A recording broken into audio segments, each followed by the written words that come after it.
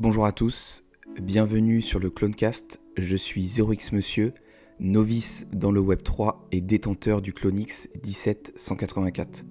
Ce podcast a pour but d'échanger avec des acteurs de cet écosystème, bien évidemment d'autres Clonix du studio Artefact, mais pas que. Cette émission n'est en aucun cas un conseil en investissement, faites toujours vos propres recherches dans cet environnement volatile. On se retrouve de l'autre côté pour ce nouvel épisode. Et bienvenue dans ce nouvel épisode du Clonecast. Et aujourd'hui, j'accueille le clone 4738. Salut Falco, comment tu vas? Salut, ça va super. Merci de l'invitation. Eh bien, avec plaisir. J'allais presque te dire bonsoir parce qu'il est 22h chez moi, mais il est un peu plus tôt chez toi, je crois. Exact, ouais, il est 14h30 actuellement, un peu plus. On est au Panama. J'espère que ça te fait pas trop tard, mais un plaisir en tout cas d'être là pour échanger ensemble. Ben, carrément, carrément, ça va être bien cool parce que bon, bah, t'es holder de Clonix, donc une affection tout particulière forcément à la communauté d'artefacts. Et en plus, j'avais rejoint ton groupe Discord et ton écosystème il y a un peu plus d'un an maintenant.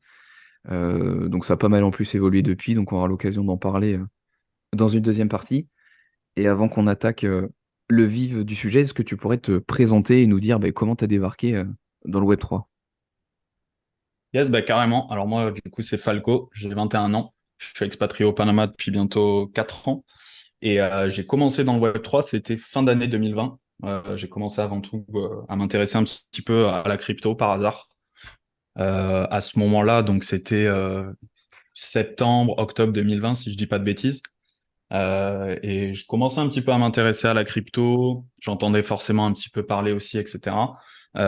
Avant ça, j'avais pas vraiment eu d'écho. Donc, contrairement à beaucoup de personnes, généralement, c'est ce qu'on entend des personnes qui étaient early dans le Bitcoin en 2013, 2014, 2015, même des personnes que moi j'ai interviewées, par exemple, sur ma chaîne YouTube, ou des personnes justement aussi qui avaient rejoint mon groupe Discord privé. C'est souvent par là que eux avaient commencé.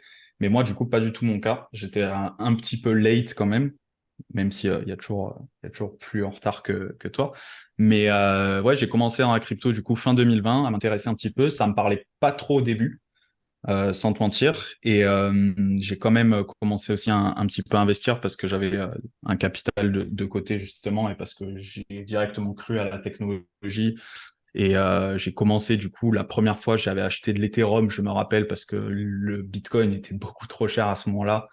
Et du coup, j'essayais un petit peu de creuser et voir ce qui pouvait être intéressant. Et l'Ethereum était à ce moment-là du coup aux alentours de 600, 700 euros, quelque chose comme ça.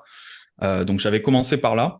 Et après, rapidement, je me suis pas plus intéressé que ça à la crypto. J'ai vite dérivé en fait sur les NFT où j'ai découvert très rapidement, c'était peut-être 2, 3 mois après les NFT, après la crypto justement, et directement c'est là où ça m'a un petit peu plus parlé, où je me reconnaissais plus et je prenais limite vraiment plaisir à apprendre de cette technologie. Et j'ai aussi vite compris qu'il y avait des opportunités qui en découlaient. Et c'est là où justement j'ai décidé de mettre mon focus principal, me former, et ça c'était du coup début d'année 2021 où les NFT déjà aux US notamment prenaient un petit peu plus d'ampleur. En France, on n'en parlait pas du tout. Et, Et toi, t'étais au et du Panama à coup, ce moment-là? j'étais au Panama exactement à ce moment-là. Et tu penses Et que le fait d'avoir été au Panama, ça t'a exposé plus vite au NFT que si t'avais été en France ou pas forcément? comme on en parlait un petit peu plus tôt, vu qu'il y a pas mal de personnes aussi qui sont dans le business en ligne ici au Panama, des jeunes qui sont expatriés, etc. Forcément, dans des discussions assez classiques, entre guillemets, il y avait toujours des fois ce sujet de crypto qui venait, mais voilà, vu qu'il y avait personne qui était vraiment non plus dans ce business-là, ou même dans le Web3 de manière générale, à l'époque, c'était pas vraiment des discussions approfondies dessus, mais j'avais eu quelques échos. Mais je pense honnêtement que si je m'étais pas expatrié, parce que quand j'étais au Panama aussi à cette période-là, je me cherchais un petit peu, je m'intéressais à différentes choses et à voir qu'est-ce qui pouvait m'intéresser. Et comme je te dis, je me cherchais tout simplement. Et c'est à ce moment-là où je suis vite rapidement tombé sur la crypto. Et je pense que en partie, ça a dû un petit peu jouer. Parce que si j'avais été en France et si j'étais resté en France justement, je suis pas sûr justement que ça allait, que je serais rentré dans le Web3 ou du moins pas aussitôt entre guillemets. Ok. Et les NFT, tu les as découverts, c'est quoi, à travers une collection, à travers la technologie? Bah, pour la petite anecdote, c'est mon père qui m'en a parlé la première fois, parce que lui aussi, à ce moment-là, bah, il n'était pas du tout dans le Web3 et tout. Donc, quand j'ai commencé à m'intéresser un petit peu à la crypto, bah, on en parlait ensemble. Voilà, on découvrait vraiment le truc au début ensemble. Et lui m'a montré les NFT au départ. Je serais plus te dire le nom de la collection. C'était vraiment, je te dis ça, c'était ouais, décembre, janvier, enfin décembre 2020, janvier 2021. Euh, mais voilà, de mes souvenirs, il m'avait montré quelque chose. Ça m'avait vite fait pareil en fait, comme au début avec la crypto. Bah, je comprenais absolument rien. Ça me parlait pas vraiment. Je comprenais pas trop le délire ni quoi que ce soit. Et au fur et à mesure, avec le temps plus les jours passaient, je m'y intéressais de plus en plus. Après, je suis tombé sur une vidéo YouTube, si ça, et de fil en aiguille, en fait, j'ai commencé à plus en plus m'intéresser à la technologie. Et comme je te dis, bah, c'est là où j'ai directement beaucoup plus accroché que la crypto, parce que je sais pas, il y avait ce côté peut-être un peu plus fun, et aussi parce que c'était une technologie émergente dont personne parlait, alors que la crypto c'était quand même implanté depuis quelques temps. On avait déjà eu le bull run en 2017, etc. Mais vu que c'était vraiment tout nouveau et une technologie émergente, c'est ça qui a attiré, je pense, aussi un petit peu ma curiosité et qui a fait que bah, j'ai un peu plus creusé mes recherches. Et après, on est venu où j'ai commencé à vraiment me former, à regarder des vidéos YouTube aux US parce que bah, à l'époque, les seuls contenus qu'il y avait sur le sujet, bah, c'était aux US. Il y avait personne qui faisait ça en France. Et du coup, bah, ouais, ça m'a directement un peu plus parlé. Et là où vraiment, en régulier, limite quotidien, où je suis vraiment rentré dans le truc, ça devait être en février, mars 2021. Donc, soit à peu près ouais, 6 mois après avoir découvert vraiment, euh, dans un premier temps, la crypto et quelques mois après, justement, les NFT. Donc, il y a vraiment eu ce petit temps quand même d'adaptation où je comprenais pas le truc, ça me parlait, mais bon, voilà quoi. Et, euh, et avant que justement, bah, je me dise, OK, il y a vraiment un truc à faire, il y a des opportunités, et que je comprenne vraiment la puissance du truc et tout ce qu'on peut faire avec, quoi, tout simplement. Et du coup, c'était un axe qui était plutôt celui d'un investisseur, à la base? Bah, au début, j'étais plus dans cette optique de vraiment comprendre le truc. Comme je te dis, j'avais du capital de côté, j'avais déjà acheté un petit peu de crypto au début, sans même savoir pourquoi je le faisais. Tu vois. Après, bon, j'avais toujours eu ce truc de savoir que bah, c'est intéressant d'investir son argent, etc. Et c'est pour ça aussi que j'avais mis un capital de côté. Et directement, dès que j'ai commencé à comprendre un petit peu la technologie du Bitcoin, de la crypto de manière générale, etc., c'est là que j'ai pris la décision justement d'y investir, tu vois, de mon plein gré. Mais au départ, non, c'était plus dans l'optique de vraiment comprendre la technologie, voir ce qu'elle pouvait apporter. Et en fait, de fil en aiguille, j'ai vite compris que bah, il y avait des opportunités qui en découlaient. Et à partir du moment où j'ai compris ça, donc ça, c'était comme je te dis en février, mars 2021, là, j'étais plus rentré dans ce mindset investisseur de me dire, OK, ça m'intéresse, je vois du potentiel en la technologie, et en plus, il y a des opportunités et ça peut me permettre de potentiellement faire de l'argent avec. Donc écoute, je me suis dit, let's go, tu vois. Et c'est à partir de ce moment-là où je me suis mis un petit peu all-in sur le sujet, à me former quotidiennement, comme je te dis, à regarder des vidéos YouTube jusqu'à m'endormir le soir devant mon PC, etc. Donc, euh, donc ouais, les débuts, c'était vraiment ça. Ça s'est pas vraiment bien passé euh, parce que bah, forcément, tu fais un petit peu n'importe quoi, tu fais des erreurs bêtes de débutant. Euh, En plus, tu es un petit peu précipité, il y a la FOMO. Les NFT, ça a commencé à prendre pas mal d'ampleur justement début d'année 2021 aux US. Euh, donc j'étais dans les groupes Discord, etc. Donc ça allait assez vite. J'ai fait pas mal d'erreurs. J'ai perdu de l'argent, j'en gagnais, j'en reperdais, j'en regagnais un petit peu, etc. Et jusqu'à justement qu'on arrive, c'était début d'été à peu près, où là je commençais vraiment quand même à maîtriser bien mon sujet, à avoir généré pas mal de revenus, etc. Et, euh, et justement où j'y consacrais de plus en plus de temps justement dans mes journées. Donc voilà. Et après ça est venu aussi en août 2021, le bull run, le premier entre guillemets bull run dans les NFT qui n'était pas aussi gros que le vrai bull run qu'on a vu début d'année 2022. Mais déjà en août 2021, c'est là où la hype a vraiment commencé à s'étendre. Et on a eu plus en plus de gens qui ont commencé à s'y intéresser, et notamment aussi en France, ce qui n'était pas le cas du coup, comme je te dis, début d'année 2021, où c'était à ce moment-là où j'ai vraiment commencé à comprendre la technologie et le potentiel qu'il y avait. Ouais, parce que c'est ce que j'allais te demander quand. Enfin, moi, j'avais en tête que le gros du train, c'était deuxième partie d'année 2021, début 2022. Donc finalement, tu t'es intéressé. Bon, on s'y intéresse toujours plus trop tard, hein, mais tu t'y es quand même intéressé quand même au bon moment pour être prêt lors du premier bull run de NFT.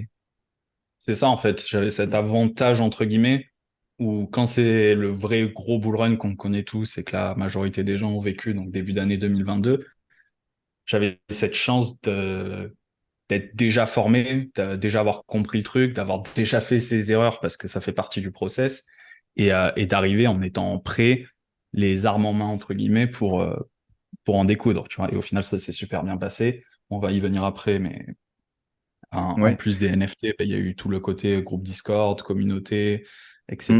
Et tout ça, c'était que du complémentaire en fait, en plus de ce que je faisais à côté.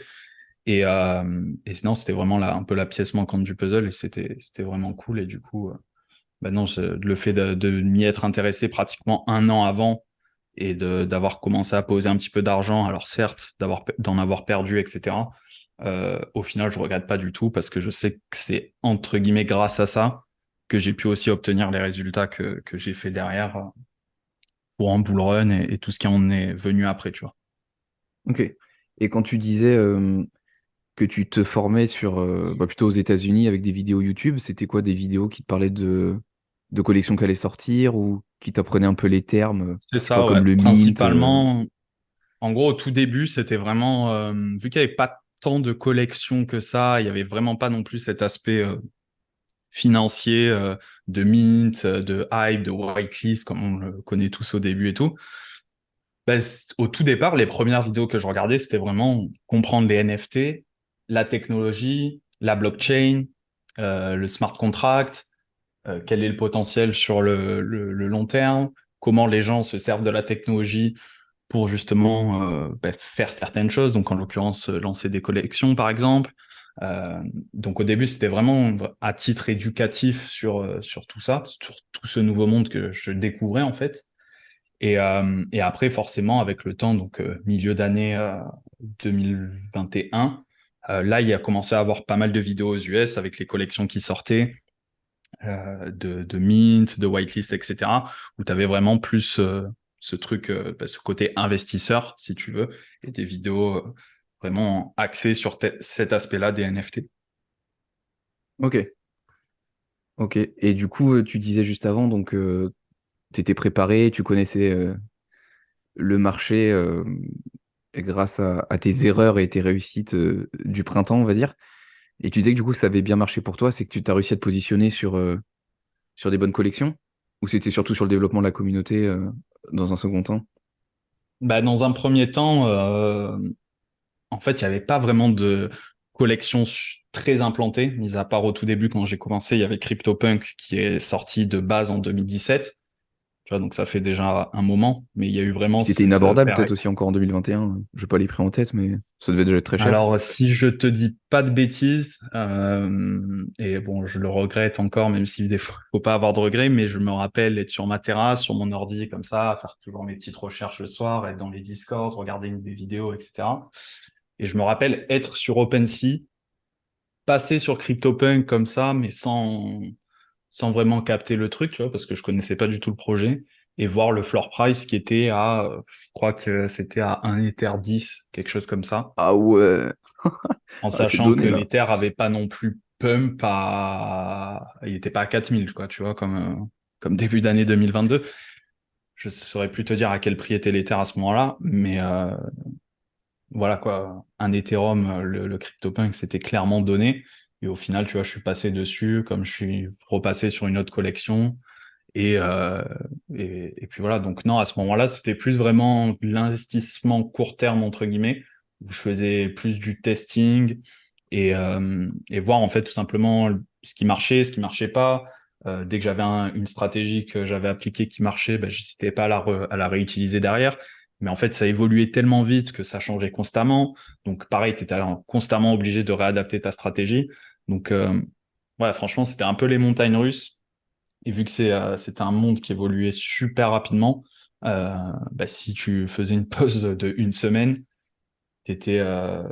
fallait faire pour rattraper tout le retard, entre guillemets, et te remettre dans le bain parce que bah, forcément, il y a constamment des nouvelles collections, des nouvelles opportunités, le nouveau projet qu'il faut mint absolument. Enfin bref. Donc à ce moment-là, au tout début, non, je me suis pas vraiment positionné sur de grosses collections. Du moins, c'était plus pour faire du flip rapide. J'avais pas vraiment ce mindset d'investir sur le long terme.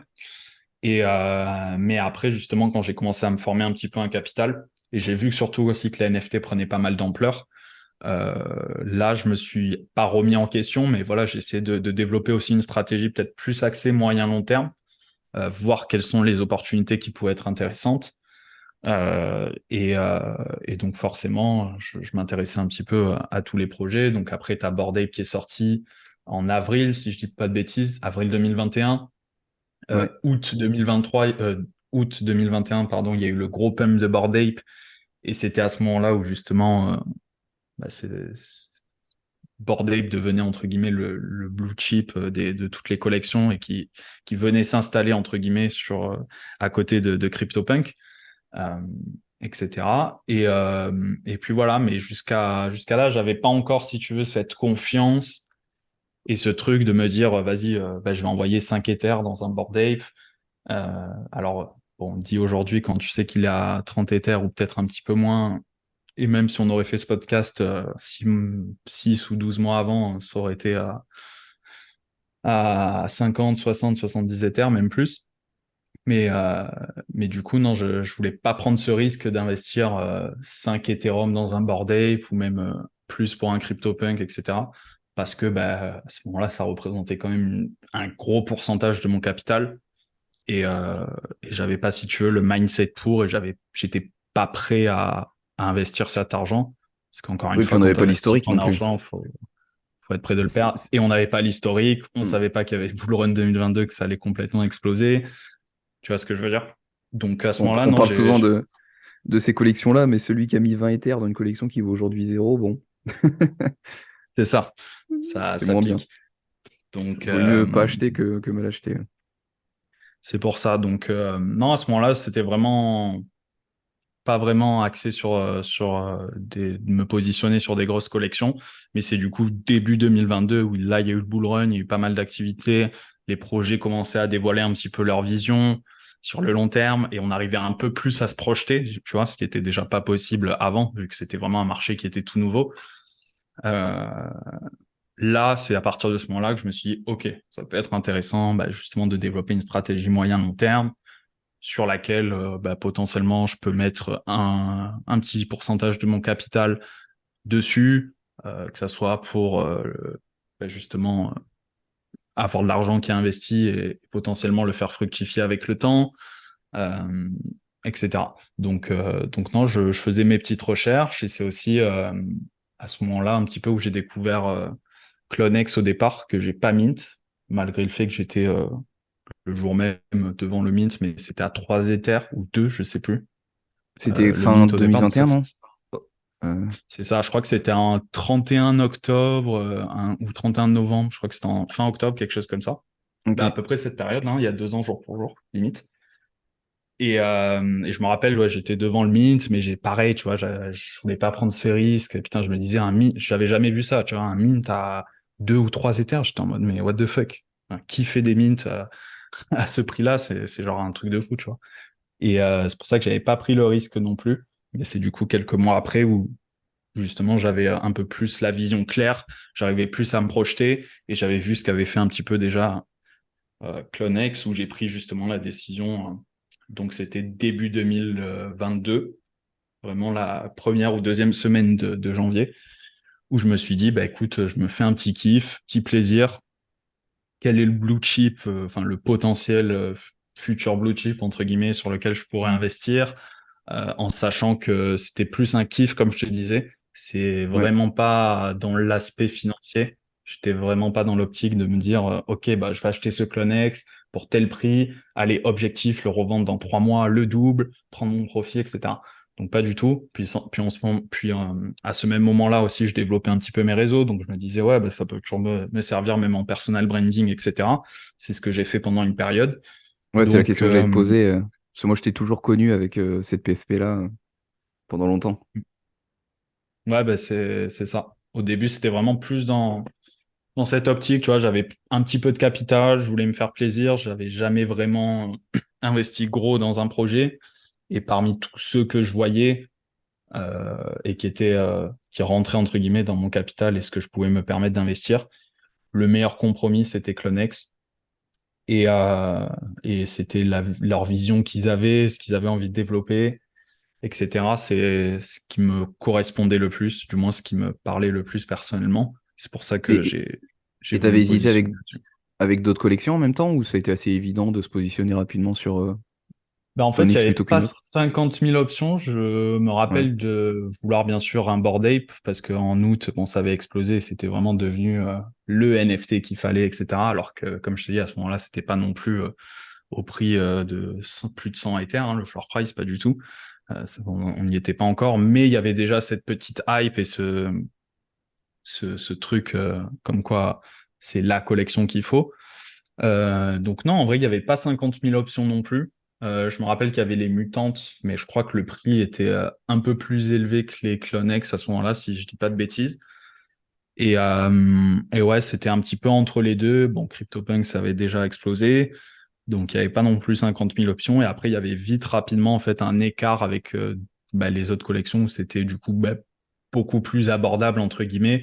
Et j'avais pas cette saveur de me dire, ah ça me fait plaisir de m'offrir ce NFT parce qu'au final, ça représentait pas forcément ni une grosse partie de mon capital et il n'y avait pas cette importance où tu sais que tu as un NFT qui a telle valeur euh, sur lequel il y a une vraie demande et qui me correspond, etc. Donc non, Clonex, c'est rapidement devenu entre guillemets le projet au début qui m'a fait vraiment le plus kiffer, sur lequel je me voyais le plus et qui me correspondait entre guillemets dans leur vision, ce qu'ils avaient envie de développer, de par le deal qu'ils avaient fait avec Nike, une partie de la team qui était française. Donc non, il y avait plein de différents facteurs. Mais franchement, j'ai pas non plus, de mes souvenirs, j'ai pas hésité 10 000 ans, mis à part pour choisir mon clone. Euh, j'ai pas hésité longtemps entre différentes collections pour faire ce choix-là, quoi. Ok. Et une fois que tu as choisi la collection, comment tu as fait le choix du NFT en particulier? Alors, si je me souviens bien, je me rappelle, c'était peut-être sur 3 4 soirs où je regardais le OpenSea des collections. J'avais, je crois, 6 ou 7 Ethereum de budget à ce moment-là. Je voulais vraiment pas dépenser plus, en sachant que le C'est floor déjà price beaucoup. était, je crois, à 4 5. Ouais, c'était déjà beaucoup. C'est pour ça que je sais plus, je saurais plus te dire à combien était Bored Ape et tout à ce moment-là. Mais, euh, mais ouais, c'était quand même un sacré investissement. Et c'est pour ça qu'aussi j'ai pris pas mal de temps avant de le choisir. Et ouais, comme je te disais, pendant 3 4 jours, je regardais sur OpenSea s'il n'y avait pas des nouveaux NFT qui étaient listés à un prix qui était sympa. Lui, j'ai repéré peut-être le deuxième jour, mais je l'ai pas pris direct. J'ai attendu. Le lendemain, je voyais qu'il y était encore. Le surlendemain aussi. Et après, je me C'est un suis dit, signe. c'est un signe, ouais, faut pas que trop que j'attende parce que je sens que demain je vais me reconnecter de la même façon, je vais pas le voir, je vais avoir le seum. Et puis je sais pas au final si j'en aurais pris un autre ou pas, mais au final j'ai décidé de passer à l'action. J'ai essayé d'en choisir un qui me plaisait aussi parce que c'était vraiment plus la priorité que comme je te disais, faire cet achat pour l'aspect financier ou même pour faire un profit dessus. Donc c'est pour ça que ça me tenait à cœur entre guillemets de le choisir bien. Et du coup, voilà, j'ai pris la décision et ça, comme je te dis, c'était en début d'année, janvier, première semaine ou deuxième semaine où justement j'ai décidé d'investir pour la première fois dans Clonex. Ok. Et du coup, tu évoquais le fait que ça pouvait éventuellement t'ouvrir des portes, du réseautage, éventuellement pour ton personal branding. Et du coup, est-ce que ça t'a servi à ce moment-là, ou plus tard, ou pas du tout? De par le Clonex en soi, oui, parce que tu arrives toujours plus facilement à connecter avec des gens qui sont de la communauté. Puis comme je te dis, il y avait aussi, je crois qu'il y a une ou deux personnes, si je dis pas de bêtises, dans la team qui sont français. Donc, Ouais. bah forcément, tu as d'autres personnes aussi de France qui se sont intéressées au projet et qui ont même décidé d'investir. Donc non, je me souviens, et c'est pas directement après l'avoir acheté, mais quelques mois après, quelques semaines, justement, il y avait un groupe sur Twitter où tous les clones justement de France sont dedans. Et j'y étais ajouté du coup à ce groupe. J'ai pu connecter un petit peu avec certaines personnes, échanger, mais c'était pas non plus, voilà, j'ai pas tissé de gros liens ou d'excellentes relations non plus avec des personnes.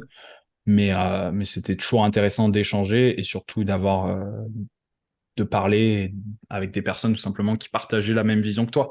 Donc, donc c'est toujours intéressant parce que bah, on a tous des parcours différents, on a tous rentré dans le Web3 à des moments différents, etc. Donc juste le fait de se partager tout ça, tu vois, on en apprenait entre nous et je pense que la grosse plus-value, elle était surtout sur cet aspect-là, quoi. Ouais, puis je pense que la métaphore va être un peu douteuse, mais les collections NFT, ça me fait un peu penser des fois à des équipes de foot. C'est-à-dire que ceux qui sont dedans, ils vont être à fond, ils vont trouver un peu que les points positifs.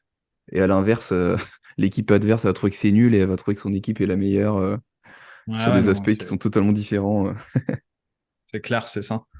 C'est ça, et même cet aspect communautaire, tu vois, qu'il y avait déjà, et surtout plus côté Bored Ape, parce que en soi, c'est ce sur quoi ils ont misé au départ, et ce qui a fait la grosse force de Bored Ape, par exemple, ça a été la communauté.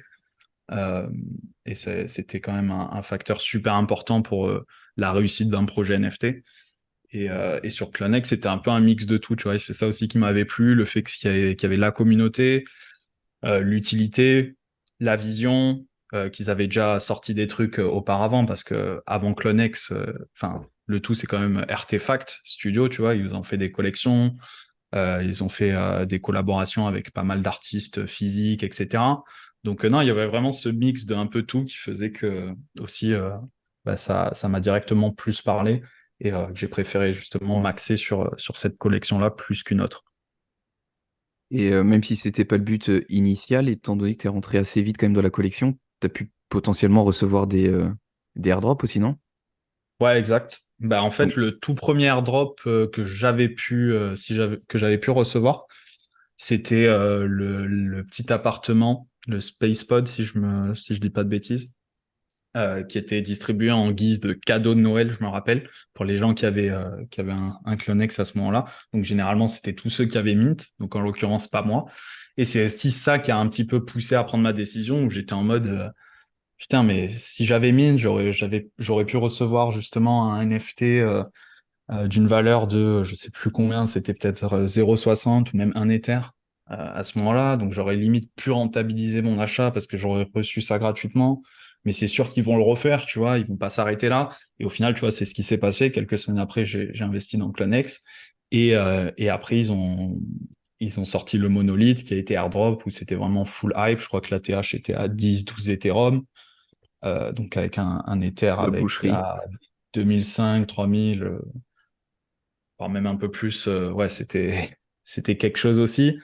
Donc non, c'était un peu démesuré, mais forcément, ouais, j'ai pu profiter des airdrops. Et bah, pour te dire, je crois qu'en quelques mois, juste par les airdrops, j'avais rentabilisé mon investissement de base. Et quand tu reçois ça du jour au lendemain dans ton wallet, tu n'as rien demandé, et tu reçois un NFT comme ça qui est d'une valeur de, je sais pas, c'était 15, 20 000 dollars, t'es en mode, putain, mais il y a un truc, tu vois. Mm. Donc, donc c'est ça aussi qui me faisait un petit peu kiffer. Et bien sûr, ce modèle d'airdrop, après, il a été réutilisé par d'autres collections, etc. Mais là où ça a vraiment explosé, ça a été pour Clonex, où ils ont vraiment un peu pas enfin, démocratisé, si tu veux, ce truc d'airdrop de grosse valeur et qui forcément ben, en mettait plein les yeux aux gens, tu vois. Moi, personnellement, j'en ai pas reçu. Du coup, c'est quoi la sensation quand tu reçois un airdrop d'une valeur parfois de plusieurs centaines ou plusieurs milliers de dollars? Est-ce que tu es tenté de vendre tout de suite ou est-ce que tu penses que ça va encore monter? T'as En réagi fait, il comment, faut se toi? remettre dans le contexte où on est en plein bull run, c'est début d'année 2022, tout le monde est hype, il y a des nouveaux projets qui sortent et qui performent tous les jours. Moi, au départ, quand je reçois ça, je suis un peu en mode what the fuck, tu vois, genre, comprenais bien sûr le principe, mais je me dis, attends, c'est si simple que ça, entre guillemets, tu vois. Euh, et, euh, et du coup, bah, j'avais ce truc forcément de douter un petit peu, de me poser la question, putain, mais est-ce que je dois vendre? Et à côté, t'as tous les mecs qui sont en mode full FOMO, alors, c'est déjà à 10 Ether, mais ils te disent que ça va monter à 15 puis à 20, donc t'es hésitant, tu sais pas ce que tu fais, etc., etc. Donc, non, c'est un peu délicat comme situation, mais bien sûr, tu peux que apprécier de recevoir ce genre de cadeau quand t'as rien demandé dans ton wallet du jour au lendemain, tu vois. Mais c'est sûr que ouais, les émotions, et comme je te dis, il faut se remettre dans le contexte du plein bull run où tout le monde est hype, tout le monde est en full FOMO. C'est pas facile à gérer parce que bah, Mm. forcément, tu vois que c'est à 10 Ether, tu te dis putain, mais ça va encore monter, c'est sûr. Alors qu'en fait, bah, pas du tout, tu vois. Enfin, faut regarder les pieds sur terre à un moment.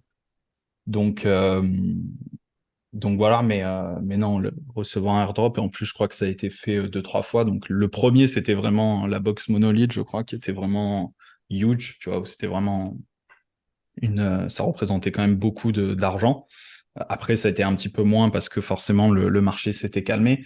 Mais juste ce concept de recevoir un airdrop parce que tu hold le NFT, forcément, ça soudait encore plus la communauté parce que bah, ça leur poussait à eux garder le NFT en question.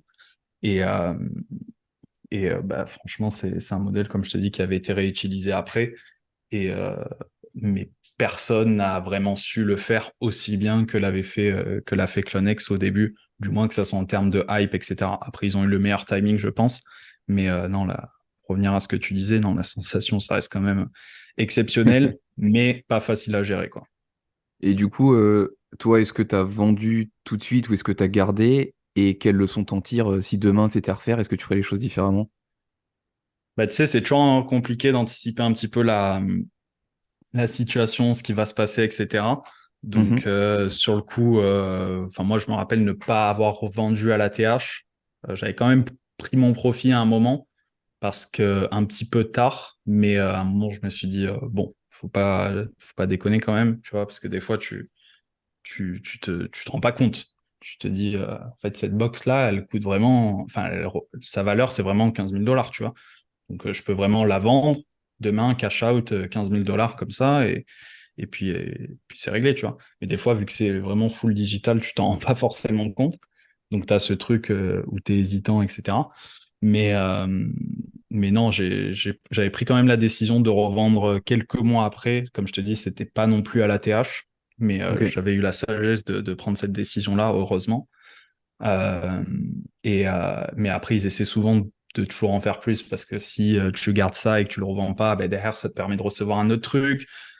Donc bref, ça fait un peu pencher la balance, etc. Mais maintenant, si je devais le refaire, je pense que j'ai tiré quand même pas mal de leçons de tout ça. C'est sûr qu'actuellement, avec le marché actuel aujourd'hui, demain, tu mets airdrop un NFT d'une valeur de 15-20 000 dollars. Je pense ne pas hésiter une seconde pour le lister et le vendre immédiatement. Après, Mm. c'est parce que c'est le marché actuellement. C'est pour ça que c'est important aussi de se remettre en contexte du bull run où tout le monde est hype, tout le monde est full FOMO, etc. Et que bah, tout le monde est en mode ça va monter encore plus, tu vois, où il n'y a vraiment pas de limite. Mais heureusement, non, pour cet airdrop-là, j'avais, comme je te dis, pris la décision de revendre un petit peu tard, mais j'avais pris mon profit, donc c'était quand même le principal. Ok. Ok, super intéressant. Et aujourd'hui, c'est quoi ta vision de la collection qui a connu ses hauts et ses bas? Bon, je ne suis pas un OG, hein, je suis rentré qu'il y a quelques mois, enfin un an bientôt. Ça a été un peu compliqué fin 2022. Il y a quand même de l'innovation, là on est en plein dans la réception des Air Force One, il y a le forging des Dunk. Ouais, j'ai Tu vois vu comment ça. toi tu te positionnes, même si tu nous as bien expliqué que c'était pas un investissement à la base, c'était plus pour te faire plaisir. Mais bon, tu t'es forcément attaché un petit peu à la collection. Et ouais, comment tu te places aujourd'hui par rapport à ce que a développé le studio depuis que t'es rentré dans la collection? Ouais, bah carrément. Au départ, je te mens pas, j'étais hyper hype. Franchement, bah, la vision qu'ils avaient, ce qu'ils avaient prévu de faire par le futur, ce qu'ils avaient fait également avec Murakami, etc. Bah, ça m'avait, c'est vraiment ça. Je me reconnaissais vraiment dans tout ça. Donc c'est aussi pour ça que j'avais pris la décision d'investir. Et jusque-là, bah forcément, j'ai jamais regretté mon choix. Je le regrette même pas aujourd'hui parce que malgré le floor price, comme je te dis, de base, j'avais pas du tout cet aspect financier derrière, donc ça me fait plus ou moins ni chaud ni froid. Après, bien sûr, si tu as un profit aujourd'hui, c'est toujours mieux. Mais pour dire que non, honnêtement, j'ai un peu suivi l'évolution. Je trouve que ouais, il y a eu pas mal de hauts et de bas, ce qui en soi reflète bien ce qui s'est passé un petit peu ces derniers mois avec la collection, où je trouve qu'il y a eu quand même quelques problèmes de communication au niveau de la team, où il y a eu beaucoup d'holders qui étaient dans le doute, qui n'y croyaient plus, qui forcément revendaient, donc ça mettait encore moins en confiance les autres. En plus de ça, on était en plein bear market, il y avait moins de volume sur le marché, tout s'effondrait. Donc il y avait un peu un enchaînement de tout qui a fait que, bah, si tu veux, pas la confiance en le projet, mais tu te mets un petit peu à douter, tu vois. Mais là, je vois que ça bouge un petit peu, ça bouge pas mal là ces derniers temps avec justement le forging des Air Force, etc. Donc c'est cool aussi qui s'axe sur ce point-là parce que de base, faut savoir que RTFAC, c'est leur spécialité et c'est avec cette vision-là qu'ils ont commencé au départ, tu vois, de vraiment miser sur de la sneaker digitale, etc. Donc c'est cool qu'ils arrivent à lier Clonex avec ça pour justement ben, faire ce qu'ils savent maîtriser de mieux au final. Maintenant, à voir ce que nous réserve la suite. Moi, j'avais participé également à l'événement à New York. Donc ça, c'était en avril ou mai 2022, si je me trompe pas. Donc ça, c'était cool, hein. On avait événement physique qui était ouvert justement à tous les holders de Clonex. Il y avait la team également, donc j'ai pu les rencontrer, rapidement échanger.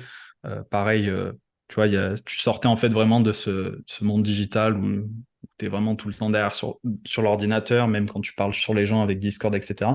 Là, le fait d'avoir fait cet événement en physique, tu vois, ça m'avait beaucoup plu, franchement, et c'était cool parce que bah, forcément, tu connectes un petit peu, tu échanges avec des gens qui viennent un peu de partout dans le monde, tu vois, il y avait forcément beaucoup d'Américains, mais tu avais bah, des mecs qui étaient venus de France, des gens d'Asie, il y avait même Murakami sur place. Donc non, c'était vraiment cool et forcément, je pense que c'est sur ce point-là aussi qu'ils ont fait fort, tu vois. Ils ont su Mm. vraiment souder la communauté de Barça.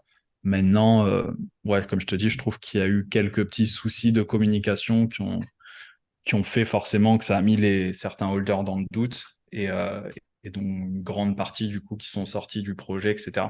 Ce qui est dommage parce que je pense qu'ils ont un peu mis de côté le projet, du moins c'est l'impression moi que j'ai eue pendant un certain moment, ce qui peut être compréhensible avec le marché, mais voilà, rien communiquer en fait tout simplement, c'est ce qu'il y a de plus important pour moi. Et je trouve s'ils ont fait une erreur là-dessus, s'ils ont fait une erreur, tu vois, ces derniers temps, c'était, je pense, surtout là-dessus. Même si là, on voit que ça reprend un petit peu d'activité et qu'ils ont quand même, je pense, des plans pour le futur qu'ils arrivent un petit peu à se projeter avec justement bah, le forging des Air Force et tout ce qui va venir par la suite, quoi. Bah, c'est vrai que alors moi j'ai pas connu les petits problèmes entre guillemets parce que je suis arrivé un peu là après la guerre, mais ce qui ressortait ou ce que je comprenais c'était effectivement beaucoup de problèmes de communication parce que dès qu'il y a des choses qui sont lancées, bah, comme on le voit la réception là, des Air Force One ou le forge des Dunk, bah, tout le monde est a l'air ultra content, les produits ils ont l'air géniaux et alors désolé pour les holders de Lil Pudgy qui nous écoutent. Mais quand je vois tout le monde euphorique sur des peluches de pingouins et à côté, on crée quand même des dunks en collection ultra limitée et quand même assez innovante. Bon, j'ai sûrement pas tous les éléments en tête, mais il y a quand même, ça pèse quand même un peu plus lourd du côté d'Artefact, quoi. Bon, après, ça reste subjectif, mais Non, ouais, je vois ce que tu veux dire là-dessus. C'est vrai que après, bon, chaque projet a sa vision et ça se trouve, les Pudgy Penguins, pour le coup, c'est aussi une des collections qui, pour moi, va continuer à très bien performer et qui ont pour le coup, ben, contrairement à Clonex, qui ont réussi à bien faire leur communication malgré le bear market et garder cette constance entre guillemets, tu vois. ce qui n'a pas Ouais, c'est pour trop ça que été la le cas. communication est d'autant plus importante que bah, tu peux te foirer même en ayant peut-être de bons Mais c'est clair que ou si les meilleurs produits. Artefact aurait eu la communication de Pudgy Penguins, avec tout ce qu'ils ont fait, avec leur deal avec Nike et tous les arguments, entre guillemets, qu'ils ont pour même mettre en avant leur projet et leur vision et convaincre, entre guillemets, des potentiels investisseurs, je pense que ça aurait pu être très très fort et le floor price n'en serait pas là aujourd'hui. Il n'y aurait pas eu autant de doutes dans les holders, etc. Donc forcément, tout ne peut pas être parfait, mais, euh, mais ouais, c'est dommage cette petite période de bas qu'on a eu ou qui aurait pu être rattrapée par pas grand-chose au final. On n'en demandait pas non plus de recevoir des airdrops à 15 ou 20 000 balles comme à l'époque. Mais voilà, juste un minimum, communiquer, donner une vision, essayer de se projeter un petit peu, parce qu'au final, c'est, je pense, ce qui manquait, et c'est ce qui a fait que des gens sont sortis du projet, ont commencé à douter, et, euh, et forcément bah, à se poser des questions, et du coup, il y a eu aussi un petit peu de FUD sur Twitter, etc., quoi. Ouais, et puis pour le principal problème, c'est qu'au final, il y a beaucoup d'argent sur la table. Parce que bon, des erreurs de communication, tout le monde en fait dans toutes les boîtes ou même dans sa vie avec ses proches. Mais comme C'est on a sûr. les holders investi beaucoup, que la collection a gagné énormément d'argent, bah, c'est sûr que tu es ultra exigeant et le moindre faux pas, et je veux pas dire qu'il est fatal, mais presque. C'est clair, c'est ça. Bah, à partir du moment où il y a de l'argent en jeu, forcément, ça pèse plus gros Tout dans est la plus balance. Dès facile que ou plus tu fais compliqué. une petite erreur, ça peut coûter cher, quoi. Clairement. Donc la leçon à retenir, ce sera cette première partie, ce sera de communiquer pour tout le monde. Ouais, ben, Mais je pense que le message a dû être passé, même pour la team, ils ont dû comprendre un petit peu, et c'est pour ça que ils se sont un peu repris en main, j'ai l'impression, ces derniers temps. Euh, hmm, et franchement, ça fait la différence, tu vois. Je te mens pas, je suis pas non plus le projet de près, je suis pas constamment tous les jours sur Twitter, ni même dans le Discord pour savoir ce qui se passe, il n'y a pas une nouvelle annonce ou quoi que ce soit. Mais juste en assurant une présence minimum, tu vois, ça fait la différence. Et c'est pour ça aussi qu'aujourd'hui, je te dis que bah, ça se voit que ça se réactive un petit peu, qu'ils font des choses, etc. Alors que si on aurait fait ce podcast il y a peut-être 6 mois, je t'aurais dit, ouais, franchement, Artefact, actuellement, je vois limite plus de potentiel. Mais c'est cool du coup qu'ils ont pu, j'ai l'impression, prendre un petit peu, enfin, tirer des leçons de tout ça et des remarques qu'il y avait eu sur les erreurs de communication, etc. et t'as forgé les dunks ou pas, toi? Du coup, non, même Non. pas. Ok. J'ai pas forgé les dunks. Je me suis pas plus penché dessus, même si j'avais vu qu'il y avait certaines paires qui étaient pas mal du tout. Mais si je me trompe pas, du coup, selon celle que tu veux, il faut avoir le type spécifique, non? Ouais, c'est ça. En Enfin, fait, il y a, par exemple, un clone. Avec un clone, tu peux minter les noirs et rouges, qui ont le skin Clonix. Euh, et sinon, il te faut le NFT de la dunk pour pouvoir toutes les mints. Euh, à la fois les blanches qu'on voit le plus passer, les OG. Tu peux aussi prendre deux Clonix, dont les noirs et rouges, et deux Void, les noirs et violettes. Et les noirs et violettes seront aussi vendus en public. Mais je crois qu'on a peu d'infos alors on enregistre dessus. Mais pareil, moi, ok, c'est ok, ça, d'accord. c'est un truc que j'ai pas compris, pourquoi le NFT Dunk permet d'avoir plus de paires alors que bah, le floor price il est 10 fois moins élevé que qu'un clone. Mais bon, on va pas, on va pas bloquer là-dessus, mais c'est vrai qu'il y a des choses des fois qui sont peut-être Ouais, bah un peu moins c'est technique, cohérentes. surtout qu'il y a, je pense, pas mal de débutants même qui, tu vois, s'intéressent peut-être au truc. Et c'est aussi une des erreurs, je pense, qu'a fait un peu le Yuga Lab, c'est de trop se diversifier, à faire Mm, limite trop de collections, à plus savoir où on en est. Alors si en plus de ça, tu as du mal et tu fais une mauvaise communication, là, tu perds complètement tout le monde. c'est ça. Donc, non, des fois, ça peut jouer des tours, des mauvais tours, entre guillemets, alors que peut-être de base, tu vois, c'était pas voulu pour eux. Et, Mm. euh, et c'est pour ça que des fois, c'est dommage. Mais ouais, non, Bon, les dunks, je m'y suis pas plus penché que ça dessus. Et toi? je suis en réflexion, il reste 4 jours alors on enregistre. Je vais sûrement craquer. Je l'ai pas encore fait, mais je vais sûrement craquer. C'est 0,28, c'est ça? Par paire? 0,14 par paire. Ok. Et donc on va clôturer le dossier artefact ici, on en a pas mal parlé. Pour ceux qui s'intéressent aussi à la collection, je commence à faire des vidéos notamment avec d'autres holders et Akisama pour pas pour pas le citer, pour expliquer aussi tous ces systèmes de forge qui sont pas évidents à comprendre. Quand on se navigue sur Discord, on voit que tout le monde ne comprend pas, donc on va essayer d'expliquer tout ça. Et du coup, ça nous amène à la deuxième partie. Ce qui m'intéressait d'avancer avec toi, c'était que du coup, moi, je t'ai rencontré entre guillemets en rejoignant ton Discord privé. Du coup, c'était début 2022. Donc, tu as réussi à créer une vraie communauté dans le Web3. Est-ce que tu peux un peu nous raconter pourquoi tu l'as créé, comment tu l'as créé et quel a été son développement jusqu'à aujourd'hui? Parce que je crois qu'il y a eu un rebranding très récent. Exactement. Et du coup, comment tout ça, ça a commencé? Si tu veux, comme je t'ai dit, tout le début et surtout la première partie de l'année 2021, j'ai commencé vraiment à me former de plus en plus sur les NFT quotidiennement, jusqu'à quand même maîtriser assez mon sujet, jusqu'à ce que je me rende compte que les NFT, ça prenait de plus en plus d'ampleur. Donc ça, c'était avant l'été 2021. Donc moi, je faisais mes petits trucs, je faisais mes profits, je faisais mes paires, je réinvestissais, je regagnais, etc., etc. Jusqu'à ce que justement, je commence pas mal à maîtriser le sujet, à développer mes compétences, à comprendre comment analyser un projet, qu'est-ce qui fait que ça pouvait le faire pump et comment en tirer des profits. Enfin bref, vraiment tout cet aspect-là que je faisais moi déjà personnellement de mon côté. Donc ça a duré pendant quelques mois. Et si tu veux, c'était à la rentrée, donc donc septembre 2021, où j'étais de retour à Panama, parce que pour le mois d'août, j'étais en France justement. Et je continuais toujours mes trucs tranquillement, me remettre un petit peu dans le bain. Et en fait, un jour, en discutant un petit peu avec des amis, par hasard, du coup, sur ce que je faisais, je leur racontais un petit peu, etc. On en vient rapidement au fait que, en fait, on se rend compte que tout ce sur quoi, grâce à quoi je m'étais formé, c'est-à-dire les vidéos YouTube, les Discords dans lesquels j'étais, etc., c'était que aux US, tu vois. Et même en ayant fait du coup un petit peu mes recherches, parce que ça a attiré ma curiosité, je regardais si ça se faisait en France. Et il y avait peut-être un ou deux youtubeurs, mais c'était pas du tout qualitatif, ni même concret, ni quoi que ce soit, qui en parlaient. Et j'ai vu clairement une part du marché, entre guillemets, à prendre. Et je me suis dit, bah attends, mais ça peut être intéressant, en fait, de tout simplement parler de ce que je fais, partager un petit peu, pas mon quotidien, mais tu vois, les projets sur lesquels potentiellement je vais investir, ceux que je trouve intéressants, etc.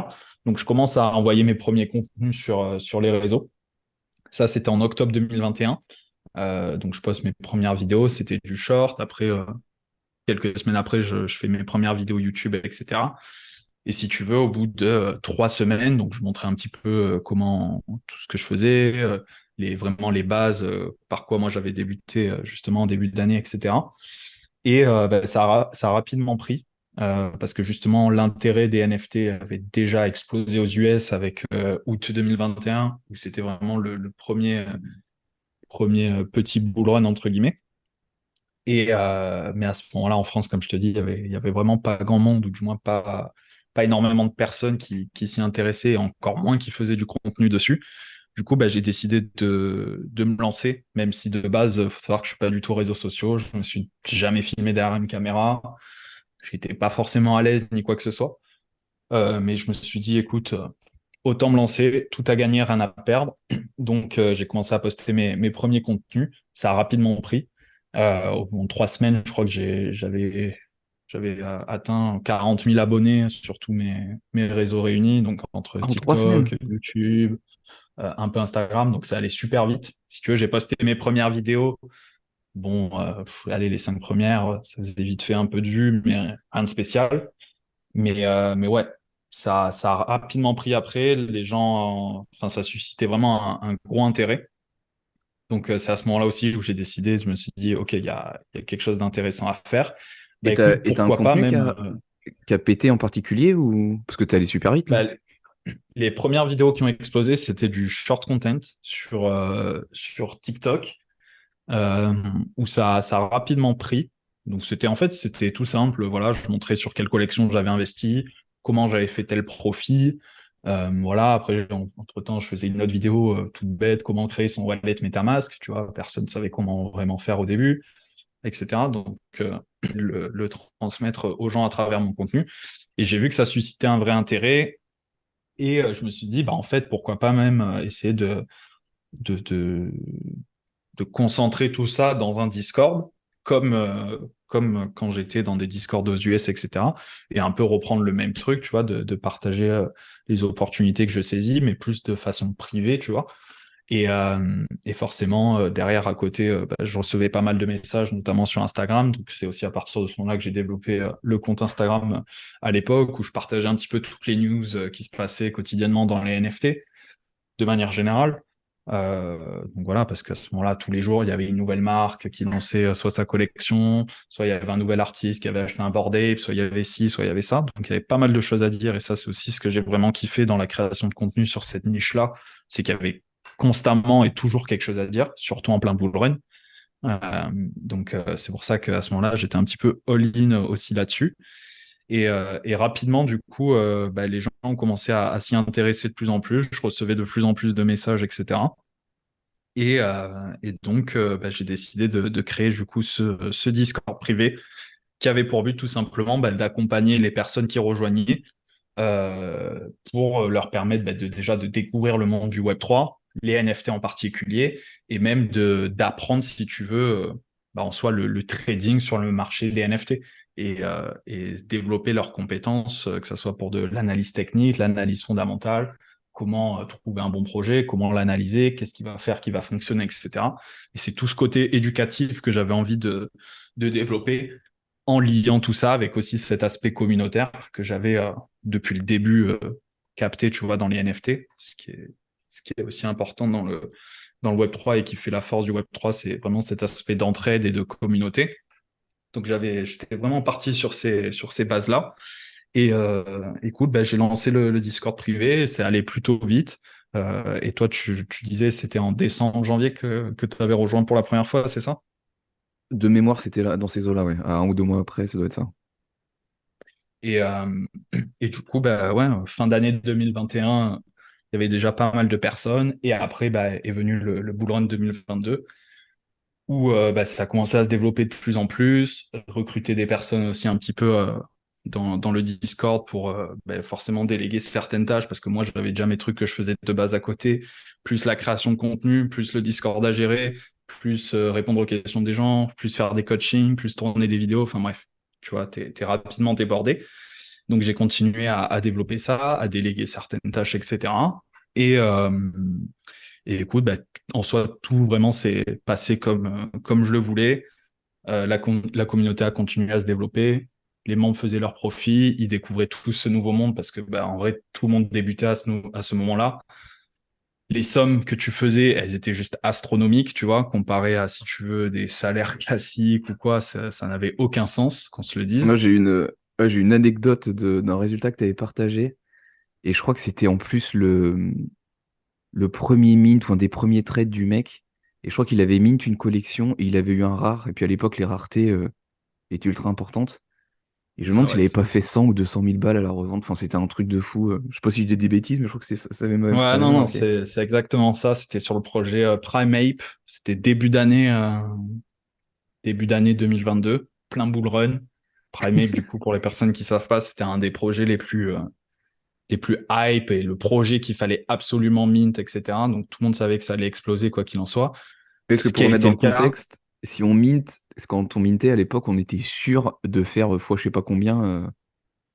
C'était la En folie, fait, la quoi. question, c'était même pas de savoir si on allait minter ou pas, c'était fallait avoir la whitelist. Et Ouais, vraiment, les gens se tuaient, les gens se donnaient pour ça, parce qu'ils ça se savaient qu'à revendait partir du même. moment où ils allaient la whitelist, ils allaient pouvoir mint, et ils allaient pouvoir directement derrière, avec la hype qu'il y avait, etc., et la demande qui était bien plus élevée que l'offre, bah, faire un profit instantané. Donc au final, c'est ce qui s'est passé. Et si en plus de ça, tu avais la chance de tomber sur l'un des 20 NFT qui était ultra rare dans la collection de 10 000 NFT, bah, à ce moment-là, c'était le jackpot, et c'est ce qui s'était passé par un des membres, pour un des membres justement qui avait bah, tombé sur un des primates les plus rares, je crois le quatrième ou cinquième plus rare de la collection, et qui a bien fait du coup, qui a pris son profit instantané et qui avait, je crois, empoché 230 000 balles, quelque chose comme ça.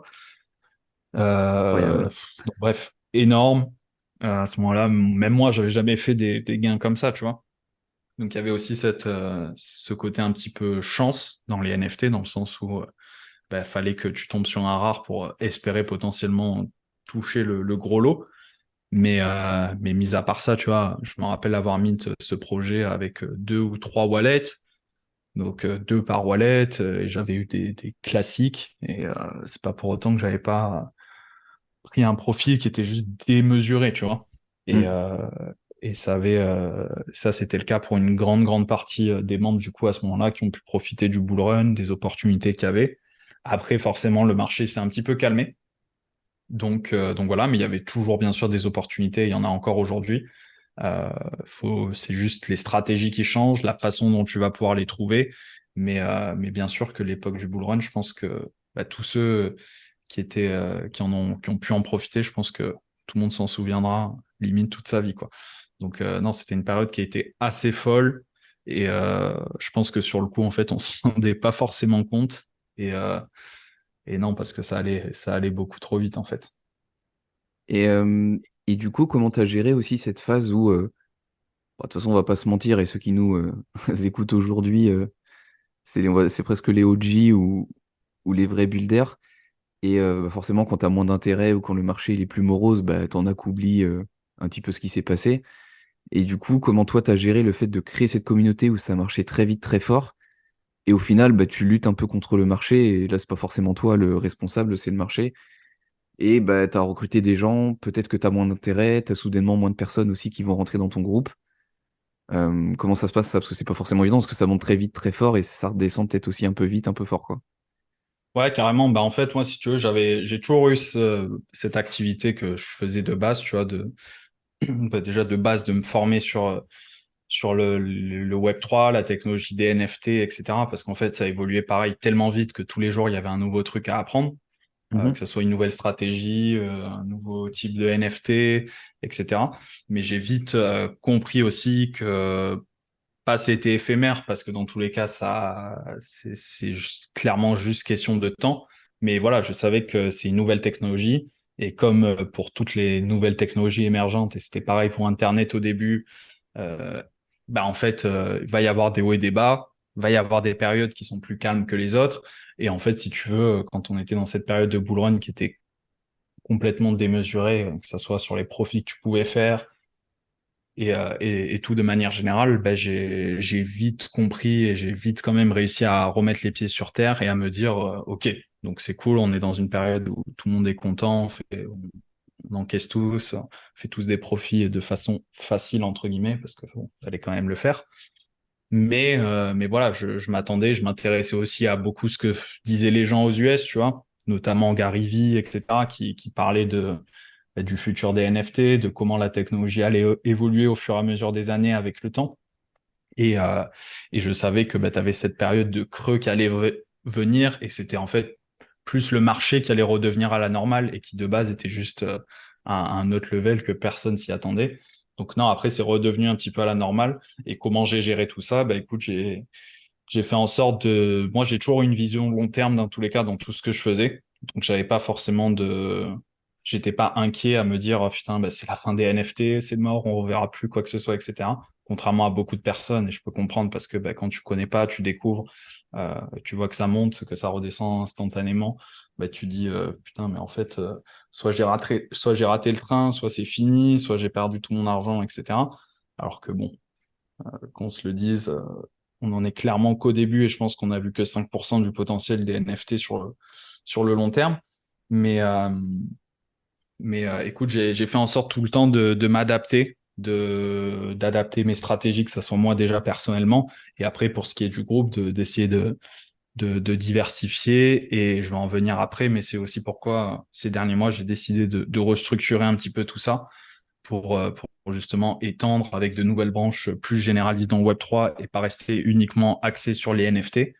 Euh, mais, euh, mais j'ai fait en sorte de tout le temps m'adapter, essayer de recruter des personnes qui étaient compétentes dans d'autres aspects du Web3 ou même des NFT, tu vois. Donc, euh, donc non, c'était pas facile, ça a été beaucoup de réflexion, aussi beaucoup de recherche pour voir comment gérer justement cette situation, un petit peu les autres personnes à droite à gauche, notamment ceux avec qui j'ai pu me former au début, entre guillemets.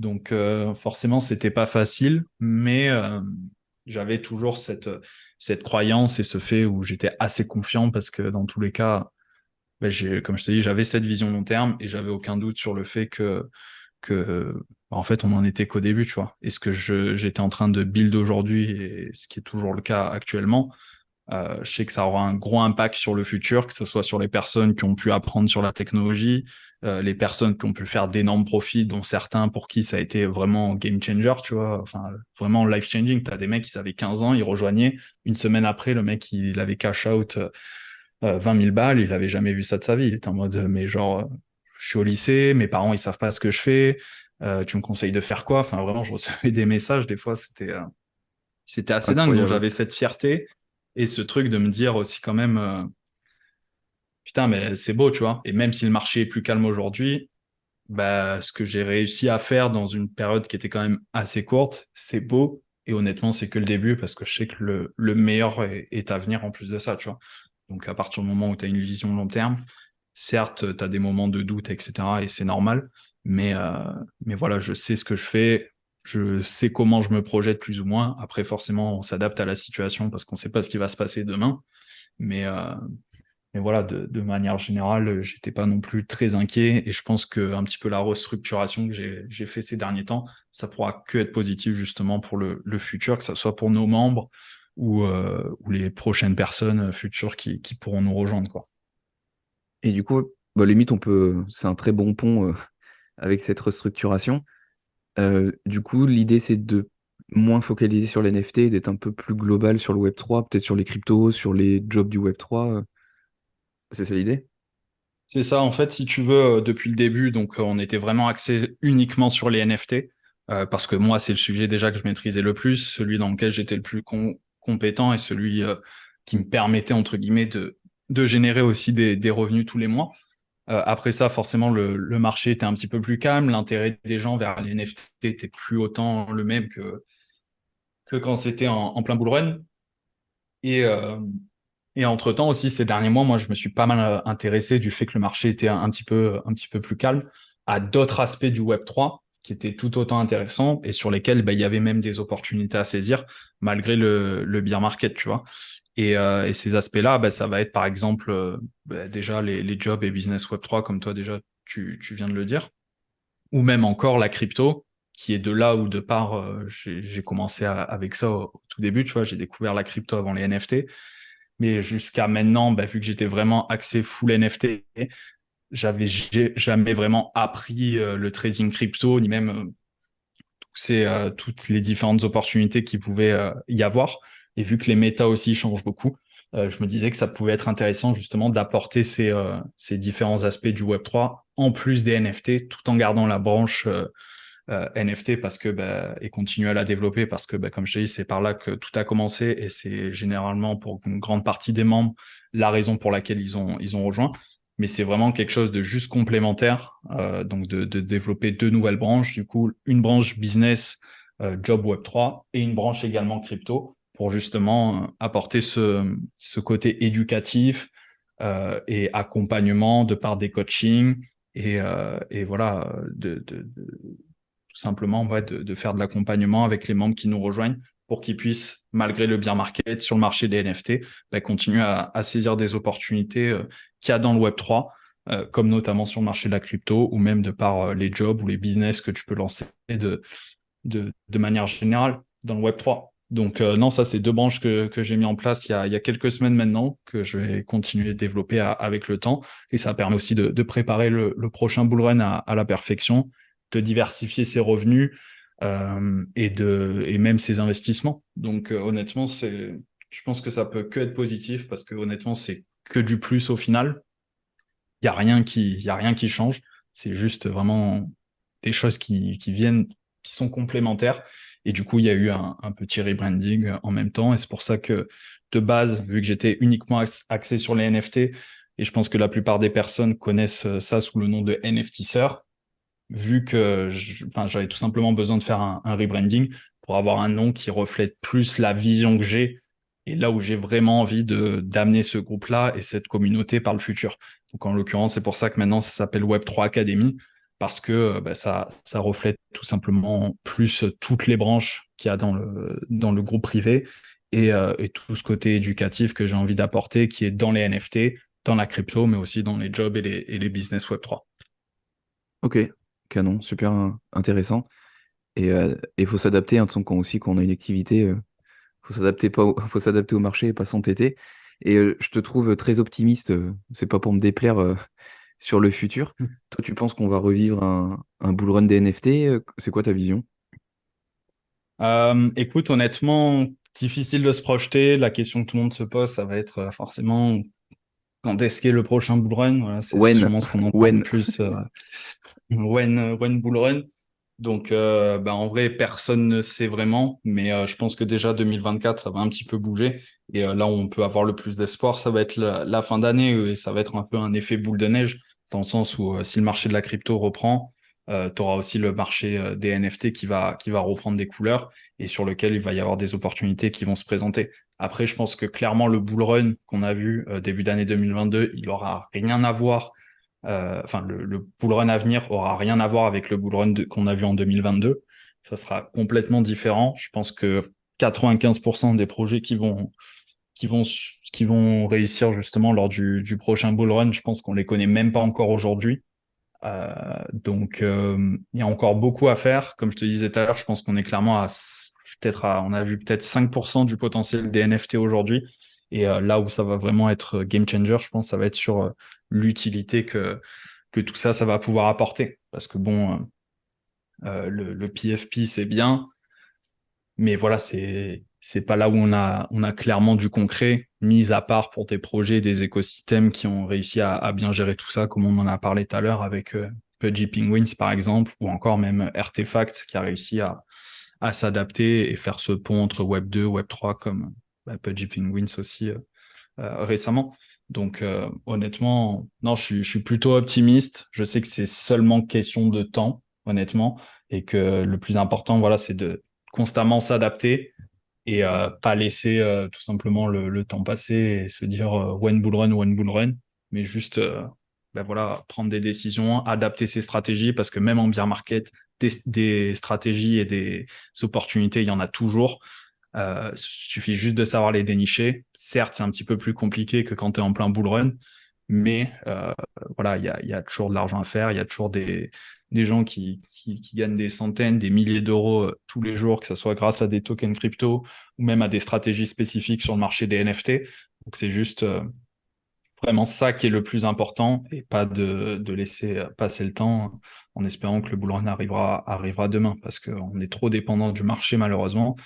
Et si le marché il a envie de tirer la gueule pendant les 6 prochains mois, pendant les 6 prochains mois, tu pourras rien faire non plus. Donc c'est important vraiment de s'adapter et de faire bien les choses en fonction de ta situation, ce que tu peux te permettre d'investir et pas faire d'erreurs bêtes entre guillemets et de rester patient. Je pense que c'est une des clés du succès aussi quand tu es dans le Web3.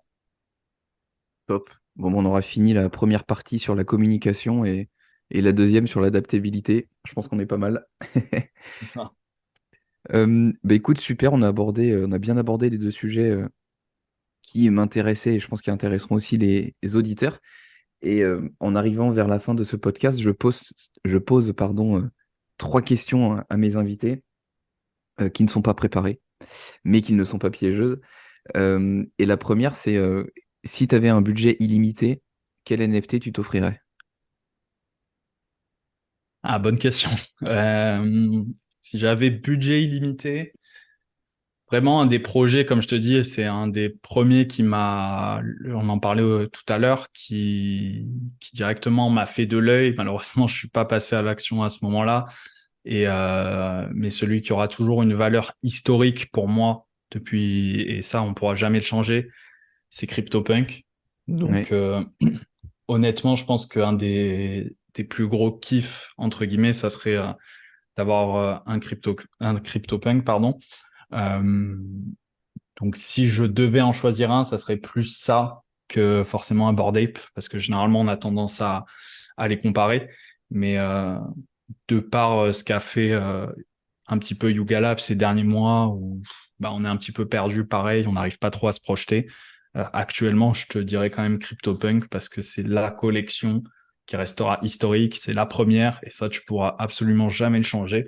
Et je pense que ça jouera énormément d'ici 5, 10, 15 ans, quand les NFT seront complètement démocratisés, de savoir que le premier NFT, la première collection, c'est CryptoPunk et de par tout l'historique qu'elle a derrière elle et ce qu'elle a fait jusqu'à maintenant. Donc, question assez difficile, mais en vrai, si je réfléchis bien, ça serait un CryptoPunk. Et si tu me dis budget illimité, ça serait un alien ou un zombie. Mais, Ouais, bah, mais tu te voilà, fais il faut plaisir du après budget sur pour le le coup. sur l'item, ouais. Non, mais je t'avoue que j'étais assez surpris quand je pose la question. Je pensais qu'il y aurait plus de, C'était quoi de généralement personnes qui me les diraient Bored réponses que Ape. tu as obtenues? Ouais. Ouais, mais 99% c'est un CryptoPunk. Ah ouais? Ouais, il n'y a pas trop de débat dessus, ouais.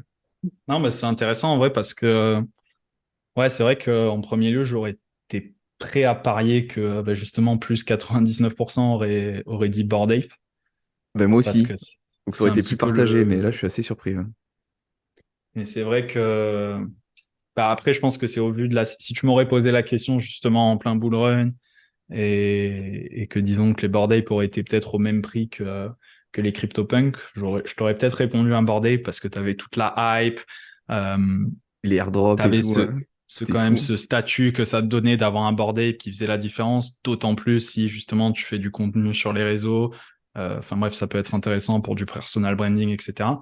Mais là, actuellement, vu de la situation du marché, et même comme je te dis, si j'essaie de penser long terme pour les 5, 10, 15 prochaines années, euh, pour l'historique et pour tout ce que toute l'histoire de CryptoPunk, je pense que je miserais plutôt là-dessus, quoi. Ok, ça marche. Euh, Deuxième question que j'aime bien poser, c'est si je devais recevoir un invité, qui aimerais-tu voir sur le podcast? En francophone, hein, Euh, plutôt. En francophone, du coup, bah écoute, en vrai, bonne question. Faudrait que je réfléchisse un petit peu. C'est pour ça que je le dis au départ qu'ils sont pas préparés. Ah oui, là pour le coup. Je mets mes invités au dépourvu. Alors, j'ai pas forcément un nom en particulier, Ok. mis à part une des personnes avec qui j'ai commencé à travailler il y a quelques temps maintenant, ça fait 2, 3 mois.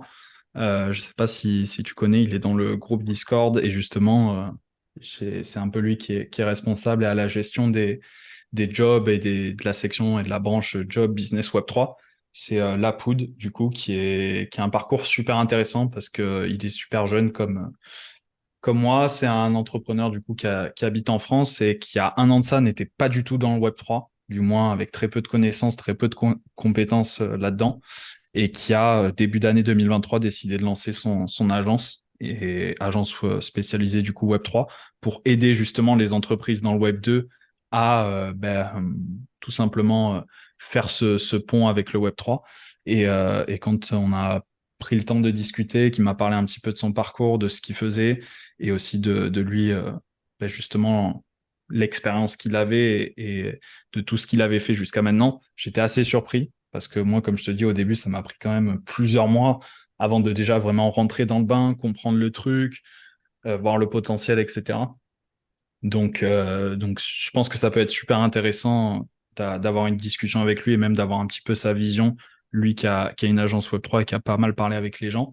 Et sinon, il y a Lovell qui est dans le Discord, qui est super bon depuis le début des NFT et qui lui aussi a commencé à vraiment se lancer plus ou moins à la même période que toi. Il nous a rejoint plus tard, mais et à peu près quand tu nous as rejoint, lui débutait dans le monde des NFT, du Web3, etc.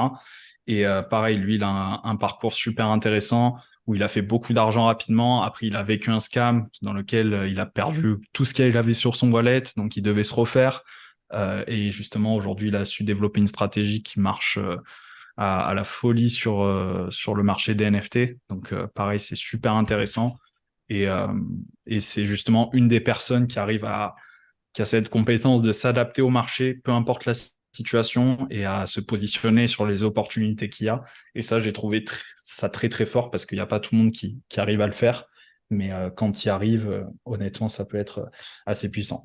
Donc, Ok, bref, je t'ai donné deux personnes, deux pour le mais prix ouais, d'un. c'est deux pour le prix d'un. Voilà, c'est deux personnes qui, honnêtement, bah, m'ont pas mal inspiré et même ça m'a motivé, entre guillemets, aussi de voir des membres qui ont rejoint et qui ont réussi à avoir un parcours aussi bien en si peu de temps, entre guillemets. Ok, top, canon, bah, je me note les noms et à l'occasion, je les contacterai sûrement. Et la dernière question que je pose, c'est si tu avais un conseil à partager à nos auditeurs, quel serait-il? Un conseil général dans le Web3? Ouais, pas spécifiquement le premier qui te viendrait, en rapport avec le Web3 ou pas d'ailleurs. Bah, pour toutes les personnes qui sont dans le Web3, le meilleur conseil que je pourrais te donner, c'est la persévérance, parce que c'est inévitable de passer par des hauts et des bas, surtout quand on traverse un marché comme celui-ci, où c'est un petit peu les montagnes russes. Un jour ça va, un jour ça va pas, le lendemain tu sais pas vraiment ce qui va se passer ni quoi que ce soit. Mais, euh, mais ouais, persévérer, ne jamais lâcher et surtout bah, constamment essayer on y revient, hein, je me répète un petit peu, mais de s'adapter et de trouver là où les opportunités sont parce que il y en a toujours. C'est clairement le meilleur conseil que je peux donner. Et aussi, bah, du coup, deux pour le prix d'un. Pareil. L'un des conseils aussi que je pourrais donner, ça serait de pas être gourmand, dans le sens où des fois, ben, même moi, j'ai fait cette erreur-là au début, de pas prendre mes profits trop rapidement, alors que j'avais l'occasion, si tu veux, si tu veux, des fois cash out des sommes qui représentait énormément au début quand je commençais. Mais vu que tu avais cette FOMO, les gens qui étaient hyper hype, qui te poussaient, qui te disaient toujours ah, bah, ça va monter encore plus, bah, généralement tu as tendance à négliger la prise de profit, alors que c'est sûrement une des choses les plus importantes. Et bah, gérer ses émotions, ça fait partie aussi du truc. Et c'est ça qui fait que tu es un bon investisseur et une personne qui peut s'en sortir justement même dans des conditions de marché compliquées, quoi. Ok, top. Bah, deux pour le prix d'un également, donc nickel. Parfait. Mais écoute, Falco, je te remercie. On arrive au terme de cet épisode. J'étais ravi de t'accueillir sur le podcast. Et on mettra du coup bah, tous tes réseaux sociaux et l'accès à ton Discord en description. Et sur ce, Ok, je vais ok. te souhaiter bah, à toi une bonne journée, puis à moi une bonne nuit. Je te souhaite une bonne soirée. Merci encore. C'était cool d'échanger avec toi. Et bah, écoute, merci pour le temps, l'invitation. Et on pourra se refaire ça à l'occasion. Et Ouais, comme je hâte de dis voir. souvent, un épisode en bière et on fera un épisode en boule. Bah, avec grand plaisir en tout cas. À la prochaine. À plus. Ciao. Salut, merci.